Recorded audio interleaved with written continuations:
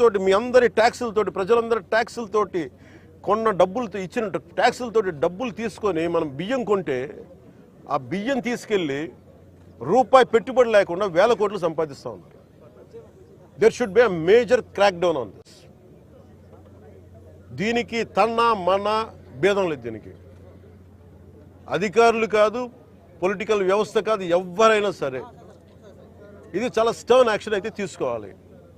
This will pose as a national. ఇట్లాగే వదిలేస్తే this port will become a menace for national security.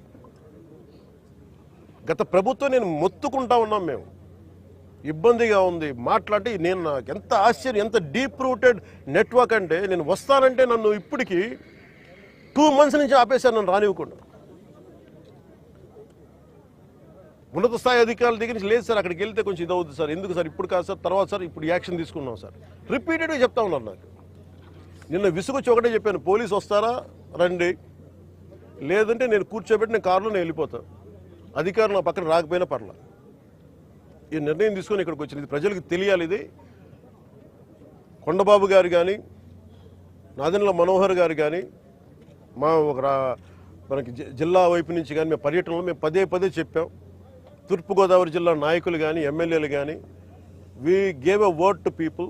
మేము ప్రజలకు మాట ఇచ్చాం, పారదర్శకత చూపిస్తాం, ఇలాంటి అవినీతిని, ఇలాంటి స్మగ్లింగ్ని మేము అరికడతామని. ఆ దిశగా చర్యలు తీసుకోవడానికి మేము ముందుకెళ్తున్నాం. అందుకని మీ దృష్టికి తీసుకొచ్చి దీంట్లో మీరు మిగతా ఇన్ఫర్మేషన్ మీకు ఇస్తాం. అలాగే దీన్ని ఖచ్చితంగా హోమ్ మినిస్ట్రీ దృష్టికి అయితే తీసుకెళ్తాను. Andhra is major hub for ganja and మీకు డ్రగ్స్ అయిపోయింది.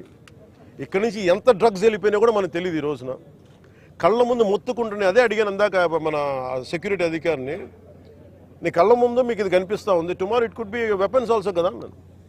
దానికి మీరేం చర్యలు తీసుకున్నారు బీయింగ్ ప్రైవేట్ పోర్ట్ అంటే? పాప ఆయన ఏం చేస్తాడైనా,